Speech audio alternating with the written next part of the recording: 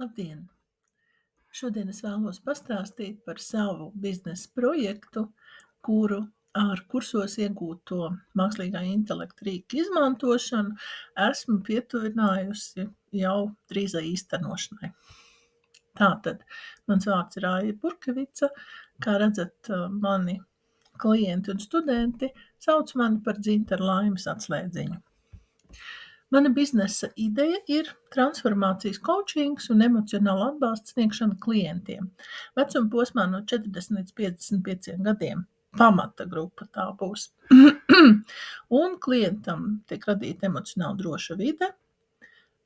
Viņš netiek mudināts veikt kādus uzdevumus.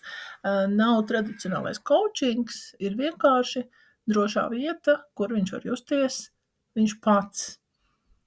Viņš pats pieņemts, mīlēts un drošībā. Galvenos konkurences izpētot tika konstatēts ar ChatGPT Perplexia un grupu palīdzību, ka tieši tāda tipa pakalpojums netiek sniegts. Sevišķi mana specializācija darbā ar sievietēm, kas ir pārcietušas zaudējumus un kuras varbūt kā emocionāla atbalsta persona ir unikāla un maz pārklājas ar esošiem pakalpojumiem. Turklāt var piedāvāt personalizētu empātisku pieeju ar šo uzsvaru uz drošības sajūtu.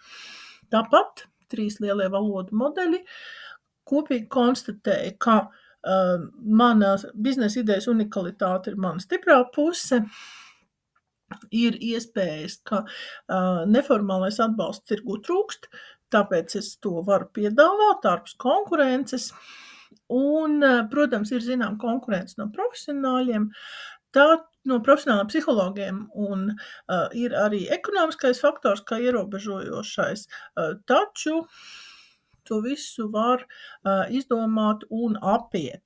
Un vājās puses varētu būt pagaidām zīmola mazatpazīstamība, kas kavē biznesu un nedaudz ierobežotā mērķa auditoriju, bet pamazām var papildināt pakalpojumu, diversificēt grupas un investēt aktīvi mārketingā, dažādos pasākumos, lai veidot atpazīstamību. Biznesa ideja risku analīzi tāpat veica šie 3 lielie draugi un norādīja uz 4 galvenajām problēmām. Klienta emocionālā krīze var sāsināties, var rasties juridisks un ētisks risks, reputācijas risks no negatīvām atsauksmēm un finanšu nestabilitāte ir viens no riskiem. Un tāpat blakus uzreiz piedāvāja palīdzību un atbalstu, profesionāls tehnikas, robežu ievērošana, ētika un tam līdzīgi. Un, protams, drošības pilens ekonomiskais, tāpat ārējā finanses iesaistīšanās dažādos projektos, kur ir pieredze jau un tam līdzīgi. Tika izveidots sociālo mēdīju ieraksts.